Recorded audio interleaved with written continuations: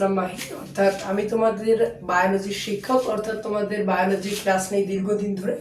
আমি মূলত আজকে তোমাদের একটি নতুন ব্যবস্থা চালু করেছি, সেটা হচ্ছে যেহেতু আমি আগে কথা বলে ক্লাস নিতাম, তাই এবার আমি ব্যবস্থা চালু করেছি যে আমি এবার টিভির স্ক্রিনে দেখে তোমাদের ক্লাসটা সম্পূর্ণ করব। তো আমরা মূলত এর আগের বার, অর্থাৎ এর আগের এপিসোড বা আগের ক্লাসে আমরা মূলত পড়েছিলাম তোমার হচ্ছে আপনার আর্থ্রোপোডা পর্যন্ত। আজকে আমি আর্থ্রোপোডার পরে মলাস্কা পড়বো, আর কয়েকদিনের মধ্যে আমরা অমেরুদণ্ডী থেকে বের হয়ে আসবো। আচ্ছা, আজকেই হোক প্রথম পর্ব, অর্থাৎ 7 নম্বর পর্বটি হচ্ছে মলাস্কা। মলাস্কা শব্দ হচ্ছে মলাস্কা এই পর্বের নামকরণ থেকে এসেছে, এবং মলাস্কা শব্দের অর্থ হচ্ছে নরম। মলাস্কা শব্দের অর্থ হচ্ছে নরম। এটি প্রাণী জগতের একটি দ্বিতীয় বৃহত্তম পর্ব বা সেকেন্ড হাইয়েস্ট যেটাকে বলা হয় সেটা, অর্থাৎ দ্বিতীয় বৃহত্তম এটি একটি পর্ব। এটি মূলত বসবাস করে পাহাড়ি অঞ্চলে, স্বাদুপানিতে এবং আপনার স্বাদুপানিতে এবং বড় জঙ্গলে এরা বসবাস করে। এদের প্রায় অনেকেই সামুদ্রিক ও সাগরে বসবাস করে। আমি তোমাদের প্রথমে বলেছিলাম এই সকল প্রাণীরা মূলত সাগরে বসবাস করতে বেশি পছন্দ করে, এবং এদেরকে আসলে আমরা সাগরেই বেশি দেখতে পাই। এটা একটা কোষ। তারপরে আসতেছি এদের বৈশিষ্ট্য, 3টা বৈশিষ্ট্য আসছে। দেহ নরম এবং শক্ত খোলস দ্বারা আবৃত, অর্থাৎ এই যে শামুক দেখা যাচ্ছে, এই যে আমি তোমাদের চিত্রটা যদি দেখাই, এই যে একটি শামুক, শামুকের এই যে নরম অংশ এবং তার খোলস, এইটা হচ্ছে মূলত দেহ নরম ও শক্ত খোলস দ্বারা আবৃত। এরপর বলা হয়েছে পেশিবহুল পা দিয়ে তারা চলাচল করে। এই যে পেশিবহুল পা, এইটা দিয়ে তারা চলাচল করে, এবং ফুসফুসের সাহায্যে তারা কি করে, শাসন কার্য চালায়। এখন আমি তোমাদের একটা বলবো যে এই যে টপিকটা আছে, এখানে 3টা বৈশিষ্ট্য সংক্ষিপ্তের জন্য খুবই গুরুত্বপূর্ণ। বলতে পারে যে দ্বিতীয় বৃহত্তম পর্বের 2টি বৈশিষ্ট্য লেখো। সংক্ষিপ্তে প্রশ্নে আসতে পারে, বা এইভাবে প্রশ্নটি বলতে পারে যে শামুক কোন পর্বে তার 2টি বৈশিষ্ট্য লেখো, এইভাবে আসতে পারে। তাই এই পর্বটা তোমরা পাবে। এই পর্বটা নিয়ে আমি আর কোনো আলোচনা করলাম না, অর্থাৎ এই পর্বের আর কোনো এক্সট্রা আলোচনা নেই। উদাহরণ মনে রাখবে শামুক ও ঝিনুক। তাহলে মলাস্কা শব্দের অর্থ কি, মলাস্কা বা কততম পর্ব বা মলাস্কা কি নম্বর পর্বে অবস্থিত, এটা হচ্ছে দ্বিতীয় বৃহত্তম, এবং তার বৈশিষ্ট্য 3টা মনে রাখবা। এবারে আসো 8 নম্বর পর্ব, অর্থাৎ আমি তোমাদের প্রথমেই, অর্থাৎ ক্লাস শুরু হওয়ার আগেই বলেছিলাম এমন একটা মাছের কথা, যে তোমাদের বলেছিলাম তেলাপোকা, টিকটিকি, তারপর একটা আছে যেটা হচ্ছে তারা আকৃতির বা তারা শেপের, সেটা হচ্ছে একাইনোডার্মাটা। আচ্ছা, সেই একাইনোডার্মাটাই এই তারা মাছটা অবস্থিত বা পাওয়া যায়। এখানে আমরা যদি বলি একাইনো শব্দের অর্থ হচ্ছে কাটা, ডার্মা শব্দের অর্থ ত্বক, তার মানে একাইনো অর্থাৎ কাঁটাযুক্ত যে ত্বক, সেটাকে আমরা বলতে পারি একাইনো ডার্মাটা। এই যে বলা হয়েছে যে একাইনো শব্দের অর্থ কাটা এবং ডার্মা শব্দের অর্থ ত্বক, দুটি হচ্ছে গ্রিক ভাষার শব্দ। তাহলে দুটি কোন ভাষার শব্দ যদি বলে, তাহলে দুটি হচ্ছে তোমাদের গ্রিক ভাষার শব্দ। এই শব্দ দুটি নিয়ে পর্বটির নামকরণ করা হয়েছে। এরা সকলেই সামুদ্রিক। তারপরে এমন একটা পর্বের প্রাণী যেটা সকলেই সামুদ্রিক। তাহলে লোনা পানির কোন পর্বটিকে লোনা পানি বলা হয়, বা কোন পর্বটিতে লোনা পানি রয়েছে, তাহলে সামুদ্রিক যে সকল, এখানে তোমাদের মনে রাখতে হবে যে এখানে কোনো প্রায় নাই, এখানে সবাই সামুদ্রিকে, অর্থাৎ একাইনোডার্মাটা যে একটি পর্ব, সেখানে সবাই কি রয়েছে, সমুদ্রে বসবাস করে। তাহলে এই জিনিসটা আমাদের ক্লিয়ার ভাবে মুখস্থ রাখতে হবে।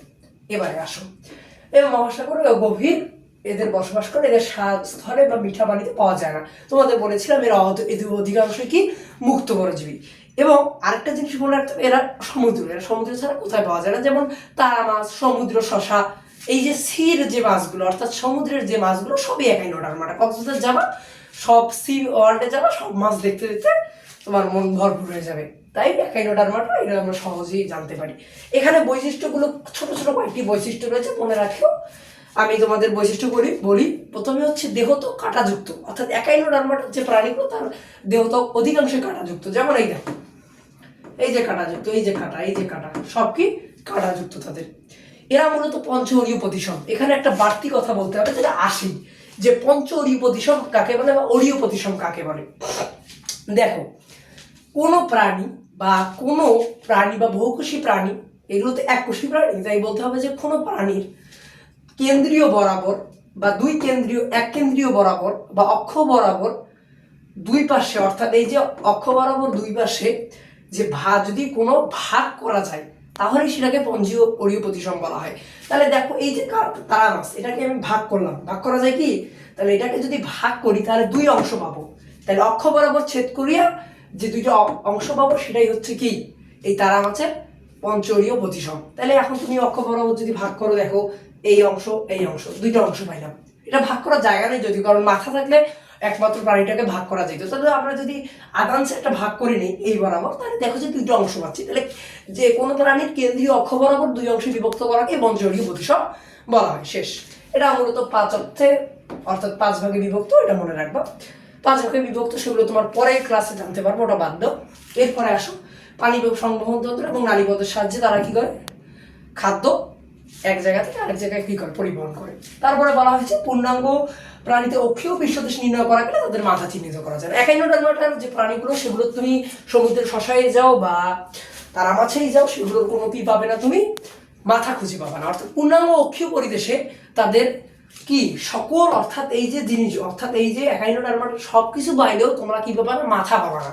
এটার মাথা খোঁজা ডিফারেন্ট, মানে পাবাই না, এটা ডিফিকাল্ট একবারে।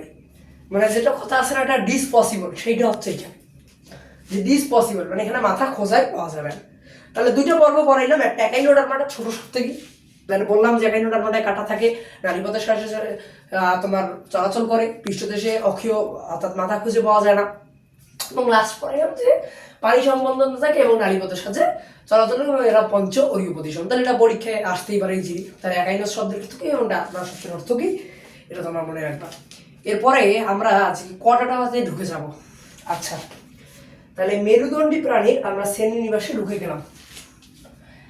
তাহলে মেরুদণ্ডী শ্রেণীনিবাস অর্থাৎ এই যে কর্ডাটা, এটাকে 3টি অংশে ভাগ করা হয়, ভার্টিব্রাটা, ইউরোকর্ডাটা এবং সেফালোকর্ডাটা।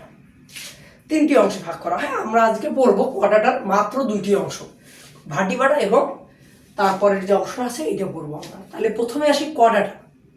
আচ্ছা, কর্ডাটা শব্দটি এসেছে কর্ডা শব্দ থেকে। এটা একটা গ্রিক শব্দ, অর্থাৎ এই কর্ডাটা শব্দটি এসেছে কর্ডা থেকে, যার অর্থ রজ্জু বা নালী। তাহলে যার অর্থ কি, রজ্জু বা নালী। তাহলে এরা পৃথিবীর সকল পরিবেশে বাস করে। এদের বহু প্রজাতির ডাঙ্গায় বাস করে, এটা আমরা জানি। কিছু উভচর, কিছু মূলত আপনার কি, যেমন এখানে পক্ষীকুল একটা পড়তেছে, যে পক্ষীকুল কোথায় বসবাস করে বা স্থলে, ডাঙ্গায়, এই যে অংশগুলো রয়েছে সেগুলো জায়গায় তারা কি করে, বসবাস করে। তাহলে এই জিনিসগুলো তোমরা মনে রাখবে, এগুলো আর পড়ার মতো কোনো বিষয় না। এখন এই কটাটা পর্বের প্রাণীর কিছু বৈশিষ্ট্য আছে, খুবই গুরুত্বপূর্ণ বৈশিষ্ট্য। আমি তোমাদের একটা জিনিস তোমাদের এখন বলবো, যে বৈজ্ঞানিক ভাষায় বা সায়েন্টিফিক ক্যালকুলেশনে বলা হয় যে কোনো প্রাণীর যদি জীবন দশায় এক সময় মেরুদণ্ড থেকে থাকে, তাকেই আমরা নট্যকট বলবো। তারপরে যদি না থাকে, সেটাকে নট্যকট বলা যাবে বা যাবে না, সেটা আমার পরের বিষয়। তাহলে যার প্রথম, অর্থাৎ জাইগোট কোট গঠনের সময় যার কি নট্যকট অবস্থান করে, তাকেই মূলত বলা হয় এই যে কর্ডাটা পর্বের প্রাণী। তা আমরা মানুষ, তাই আমাদের কি আছে, আমাদের আগেও মেরুদণ্ড ছিল, জাইগোটের সময় মেরুদণ্ড ছিল, আমাদের পরেও মেরুদণ্ড রয়েছে, তাই এটা আমরা নট্যকটের অবস্থায় থাকবো। তাহলে এই পর্বের প্রাণীরা সারা জীবন ভ্রূণ অবস্থায় ও পৃষ্ঠদেশ বরাবর নাট্যকটে অবস্থান করে। নট্যকট হচ্ছে একটি নরম দণ্ড নমনীয় অংশ, কিন্তু মেরুদণ্ড এটা নরম নমনীয় নয়, এটা হচ্ছে দণ্ডাকার, অর্থাৎ এটা অখণ্ডিত এবং এটা হালকা, অর্থাৎ ভারী। স্পাইনাল কর্ড যেটাকে বলা হয়, সেটা হচ্ছে এই মেরুদণ্ডটা। তো নট্যকট কি, নরম নমনীয় দণ্ডাকার দৃঢ় অখণ্ডিত। এটা মূলত বহুপদী এমসিকিউর জন্য গুরুত্বপূর্ণ। পৃষ্ঠদেশে একক ফাঁপা স্নায়ুরজ্জ থাকে, কটাটার পর্বের প্রাণীর বৈশিষ্ট্য। তাহলে কটাটা কি, পৃষ্ঠদেশে ফাঁপা মেরুরজ্জ থাকে। তাহলে ফাঁপা মেরুরজ্জটা থাকে, তোমরা ক্লাস 9-এর বইতে দেখবা বা 9-10-এর বইতে রয়েছে যে বিভিন্ন দশায় কটাটাকে চেনানো হয়েছে। একটি দশায় জাইগোট গঠনের সময়, জাইগোটের পরে কি, এবং জাইগোটের পরের যে সর্বশেষ মেরুদণ্ড রয়েছে সেটাকে বোঝানো হয়েছে লাস্ট। সারা জীবন অথবা জীবন চক্রের এক পর্যায়ে পার্শ্বীয় গলবিলে ফুলকা ছিদ্র থাকে। তাহলে সারা জীবন বা জীবন চক্রে, যেমন রুই মাছ উদাহরণ তো দেওয়াই আছে তোমাদের, যে রুই মাছ এটার কি ফুলকার সাহায্যে এরা কি করে, শ্বাসকার্য চালায়। তাহলে তোমাদের সহজেই তোমরা জানতেছো যে পার্শ্বীয় গলবিলে ফুলকা ছিদ্র থাকে। তাহলে এই জিনিসটা জানলাম। তাহলে নট্যকটটা সবথেকে গুরুত্বপূর্ণ কি, যে জন্মের আগে হোক বা জন্মের পরে হোক, যে কোনো একটা সময় যদি তার কি থাকে, মেরুদণ্ড থাকে, তাহলেই আমরা তাকে বলবো নট্যকট। তাছাড়া তাকে আমরা নট্যকট বলবো না। পরে থাকুক না আগে থাকুক না যাওয়ার সময় থাকুক, সেটা কোনো বড় বিষয় না। তাহলে এইটা মনে রাখবা। তাহলে যেমন মানুষ, এখন নট্যকটটা কি বললাম, নরম অখণ্ডিত দণ্ডাময় অংশ। তাহলে এই যে বহুপদীর জন্য এগুলো তোমরা পড়ে রাখবা। এখন আসো, আমি তোমাদের যেটা ধরবো সেটা হচ্ছে ইউরো কোয়াড্রাটা আমি তোমাদের পড়াবো। সেটা হচ্ছে এই যে ইউরো কোয়াড্রাটা পর্বকে তিনটি উপপর্বে ভাগ করা যায়, যথা ইউরো কোয়াড্রাটা, সেফালো কোয়াড্রাটা, নিচে পারবা হচ্ছে তোমরা ভার্টিব্রাটা, এই অংশটা পাবা। তো আজকে পড়াবো ইউরো কোয়াড্রাটা এবং সেফালো কোয়াড্রাটার মধ্যে পড়াচ্ছি। প্রথমে ইউরো কোয়াড্রাটা আসো। ছবিটা এমসিকিউর জন্য খুবই গুরুত্বপূর্ণ, মনে রাখবা। এই যে অ্যাসিডিয়া যে ছবিটি রয়েছে এটা সব থেকে গুরুত্বপূর্ণ। আমরা বোর্ডের প্রশ্নগুলোতে দেখি, ক্লাস 10-11-এর যে প্রশ্নগুলো, এইগুলো প্রশ্নে কিন্তু এই আসেই, মানে এই অ্যাসিড রিলেটেড আসে। তাহলে এটা দুইটা বৈশিষ্ট্য। প্রাথমিক অবস্থায় ফুলকারন্ধ্র পৃষ্ঠীয় বরাবর ফাঁপা সাইরুজ্য থাকে, এটা একটা। আরেকটা বলা হয়েছে শুধুমাত্র লার্ভা দশায়। লার্ভা একটা দশা। যেমন আমরা বলেছিলাম যে তোমরা যখন দ্বিতীয় অধ্যায়টা পড়বা সেখানে 3টা অধ্যায় পাবা, টেলাফেজ, প্রোমেটাফেজ, ইন্টারফেজ, এগুলো পাবা। তো ওগুলো পরে এই যে লার্ভা আছে, এই লার্ভাটা মূলত বিভিন্ন একটা দশার মধ্যে, অর্থাৎ যখন নিউক্লিয়াস পড়েছিলাম তখন কি পড়েছিলাম, ইন্টারফেস দশায়। তার মধ্যে এইটা একটা দশা যেখানে এই জিনিসটা পরিবর্তন হয়, এটা মনে রাখতে জাস্ট। এখন কি এটা তোমার পরে জানলেও হবে।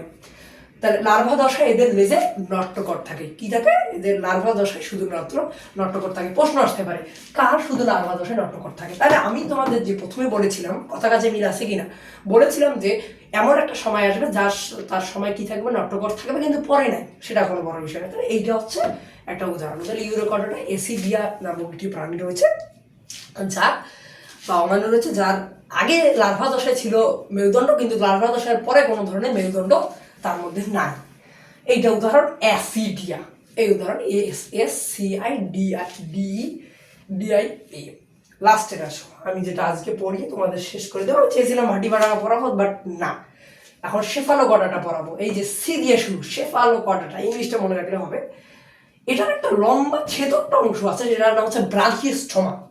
কি নাম? ব্রাঞ্চিওস্টোমা। এই জিনিসটা খুবই গুরুত্বপূর্ণ, এমসিকিউর জন্য দুইটা চিত্রই খুবই গুরুত্বপূর্ণ। অর্থাৎ এখানে যে কটা চিত্র দেখাবো দেখবা যে চিত্রগুলো খুবই গুরুত্বপূর্ণ।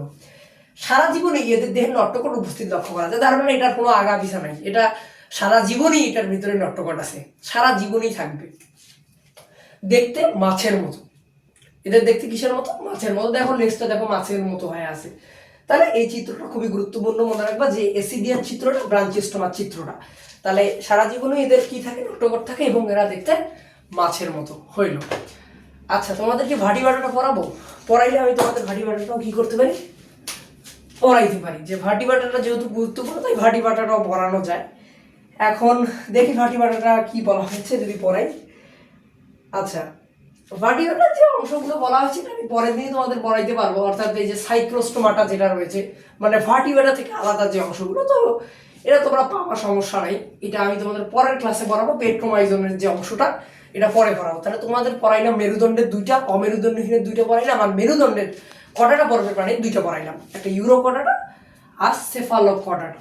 আচ্ছা, তাহলে যেগুলো পড়াইলাম তোমরা ভালোভাবে মুখস্থ করো। কটাটা কি, কটাটার আমাদের। আচ্ছা, আরেকটা প্রশ্ন আসে, মেরুদণ্ড ও নট্যকটের পার্থক্য লেখো।